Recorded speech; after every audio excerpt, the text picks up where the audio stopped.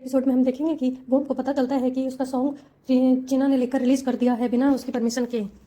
Flashback से story start होती है। बॉम अपनी मॉम से बात कर रही होती है और बताती है कि मैंने फर्स्ट प्राइज जीता है। और उसकी मॉम बोलती है ओके हम मिलते हैं, और अपनी मॉम से बात करती रहती है और बोलती है कि मुझे मेरी फ्रेंड से मिलना है, मैं आपसे बाद में मिलूंगी। उसकी मॉम बोलती है देख लो ओके हम बाद में मिलेंगे। तभी उसकी मॉम रोड पर देखती है कि लाइट टूट जाती है और बोलती है कि बहुत ज़्यादा ही खराब मौसम हो रखा है आज। तभी उसकी कार का एक्सीडेंट हो जाता है और बॉम भी ये सुनती है और चिल्लाती है कि मॉम।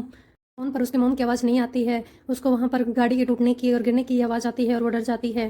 हॉस्पिटल पहुंचने के बाद उसको पता चलता है कि उसकी मॉम की डेथ हो गई है और उसके ऑर्गन्स डोनेट करने के लिए उसको साइन करना है। तभी उसको लगता है उसकी मॉम उसके पास बैठी हुई है और वो भाग कर अपनी मॉम के पास जाती है ऑपरेशन थिएटर में और रोने लग जाती है। उसकी आंट उसे संभालती है। ये सपना देखते हुए वो सुबह उठती है।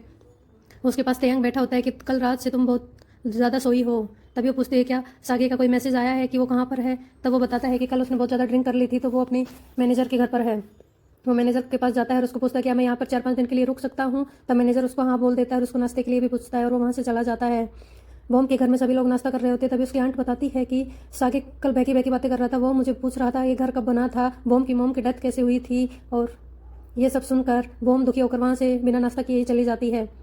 सागे हॉस्पिटल में पहुंचता है और 6 साल पुरानी ऑर्गन डोनेशन के बारे में पूछता है, पर हॉस्पिटल वाले उसको कुछ भी नहीं बताते। वो उस कॉरिडोर में आता है जहाँ पर बॉम अपनी मॉम के लिए रो रही होती है, जहाँ पर उसकी आंखों का ऑपरेशन हुआ था। उसको सब कुछ अपनी आंखों के सामने नजर आता है। तब वो वहाँ से उसकी मॉम की एक्सीडेंट वाली जगह पर पहुंचता है और वहाँ पर देख उसको सब कुछ याद आता है कि उसका बॉस ही था जो गाड़ी चला रहा था जिसने बॉम की एक्सीडेंट किया था और वो जिंदा थी और वो उसे हॉस्पिटल पे नहीं लेके गए। ये सब तेयांग का पापा उसको देख लेता है कि सागे उस कार एक्सीडेंट वाली जगह पर खड़ा है। क्या उसको सब कुछ याद आ गया है। तब उसका बॉस उसके डायरेक्टर को बोलता है कि मुझे जल्दी से जल्दी एक नया सॉन्ग चाहिए, जल्दी से जल्दी एक नया सॉन्ग बनाओ और उसे रिलीज करो। चीना बॉम से बात करती है उसके सॉन्ग के लिए, पर बॉम मना कर देती है और वो बिना इसकी परमिशन के ही अपने डैड को वो सॉन्ग दे देती है। पास पुलिस स्टेशन से कॉल आता है कि 6 साल पहले किसी ने उस कार का एक्सीडेंट देखा था और वो पूछते हैं कि 6 साल बाद ये कौन है और वो हमारे सामने क्यों नहीं आ रहा। सागे उसके सामने नहीं आता है और उसके बॉम की और उसकी आंट की बातें सुनता है। तब उसकी आंट बोलती है कि वो 6 साल पहले क्यों नहीं आया और वो बॉम को देख कर दुखी हो रहा होता है। तेयांग अपने डैड से मिलता है और उसके डैड उसको डिनर के लिए ले जाते हैं और बोलते हैं कि मैं तुम्हारा सपोर्ट करूंगा और मैं तुम्हें एक अच्छा सिंगर बनाऊंगा। तुम्हारा सिलेक्शन सागे की जगह तभी हो जाता, पर उस टाइम मैं तैयार नहीं था क्योंकि मुझे तुम्हें डॉक्टर बनाना था, पर मैं अब तुम्हारा पूरा साथ दूंगा। तब वो मना कर देता है कि मैं अपने दम पर ही एक अच्छा सिंगर बनूंगा, मुझे आपकी ज़रूरत नहीं है। मोम की बहन उसके पास आ जाती है और उस शॉपिंग करती है, लेकिन उसको हर जगह सागे ही याद आता है क्योंकि जिस जगह वो और सागे गए थे उसी जगह उसकी बहन उसको लेकर जाती है। चीना बॉम का सॉन्ग बना देती है और उसे रिलीज भी करवा देते हैं जल्दी से जल्दी। और तेयांग के डैड मिलकर बात करते हैं कि अगर उसको कुछ एविडेंस मिला होता तो इस टाइम वो हमें ब्लैकमेल कर रहा होता, ऐसे शांत नहीं बैठता। ये अपने मैनेजर को बोलता है कि ये कंपनी कब बनी थी। तब वो बताता है कि 6 साल पहले ही बनी थी। तब वो उसको बोलता है कि क्या सीईओ के पास ये ऐसी कोई कार है। तब वो बोलता है मैं पता करता हूँ। बॉम्ब सागे के रूम के सामने बैठी होती है। तभी वहाँ तयांग आ जाता है और बोलता है तुम यहाँ क्या कर रही हो। तो वो पूछती है क्या तुम्हें पता है कि सागे कहाँ पर है। तब वो बताता है हाँ वो अपने मैनेजर के यहाँ रुका हुआ है। तब वो बोलती है चलो हम उससे मिलने चलते हैं। जब वो लोग जाते हैं तब उन्हें सागे मिल जाता है। बॉम्ब दौड़ कर उसके पास जाती है और पूछती है कि तुम मेरा कॉल क्यों नहीं उठा रही, क्या हुआ है तुम्हें। हम प्रैक्टिस हमारे घर की छत पर करेंगे, शाम को 5 बजे वहाँ पर तुम आ जाना। लेकिन सागे कुछ भी नहीं बोलता है और बॉम्ब रोते हुए चली जाती है। सागे दौड़ कर उसके पीछे आता है और उसको बोलता है कि मैं ये बैंड छोड़ रहा हूँ, मुझे इसमें कोई इंटरेस्ट नहीं रहा अब। तब वो बोलती तुम ऐसा नहीं कर सकते, तुमने मुझसे प्रॉमिस किया था, कॉन्ट्रैक्ट साइन किया था, तुम ऐसे कैसे कर सकते हो। तब वो बोलता है कि मुझे तुमसे कोई कॉन्ट्रैक्ट साइन नहीं करना था और बॉम्ब वहाँ से रोती हुई चली जाती है। तेयांग सागे को मारता है और बोलता है कि तुम उसको डिजर्व नहीं करते, तुम उससे दूर रहो, अगली बार मुझे बॉम्ब के आसपास दिखाई भी मत देना। और वो वहाँ से चला जाता है। यूरी अपने घर पर कचरा डालने के लिए बाहर आती है।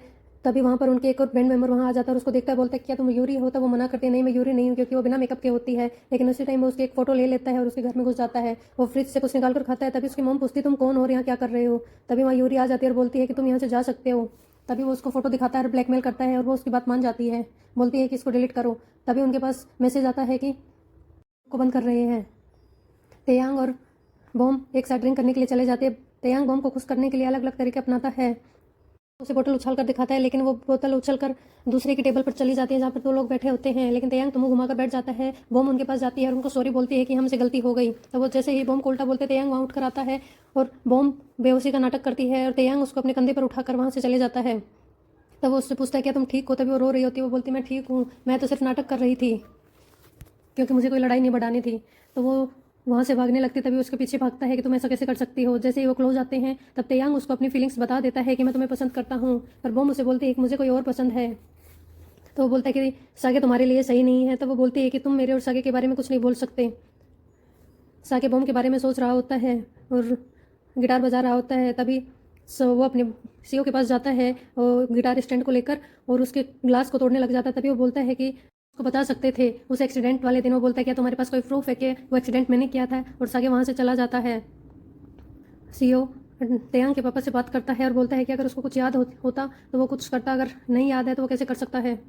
सागे अपने मैनेजर से 6 साल पुरानी बात पूछता है और उसको बताता है कि उसकी गाड़ी के बारे में पता चला। तो वो बताता है हाँ उसके पास एक ऐसी ही गाड़ी थी, और वो वहाँ से चले जाते हैं।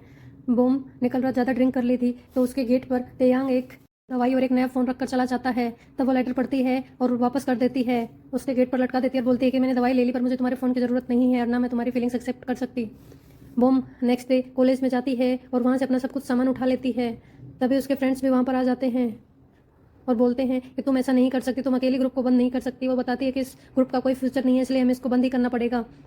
सभी लोग उस पर चिल्लाते हैं, उसको समझाते हैं, पर वो किसी की भी नहीं सुनती है और वो वहाँ से बाहर चली जाती है। तेयांग उसके पीछे पीछे जाता है और उसको बोलता है क्या जो मैंने कल किया उसकी वजह से तुम ये सब कर रही हो। तब वो बोलती है नहीं, मुझे नहीं लगता अब इसका कोई फ्यूचर है, तो मुझे ये ग्रुप बंद कर देना चाहिए। ये सब कहकर वो वहाँ से चली जाती है और वो बताता है कि तुम्हें सागे से दूर रहना चाहिए। तब वो बोलती है तुम्हें उससे कोई मतलब नहीं है। वो अपना फ़ोन ठीक करवाती है और अपने पुराने फ़ोटोज़ भी रिकवर करवाती है। तभी तेयांग के डैड का कॉल उसके पास आता है कि मैं उसका साथ दूंगा अब अगर वो तुमसे दूर होगा तो। तब वो उसको भेज देती है। तेयांग का डैड भी अब खुश होता है क्योंकि तेयांग उसके घर पर आ चुका है। नेक्स्ट डे वो अपने पार्ट टाइम वर्क कर रही होती है। तभी वो सपने उस सॉन्ग को सुनती है जो कि चीना ने रिलीज़ करवा दिया था। तब उसको गुस्सा आता है।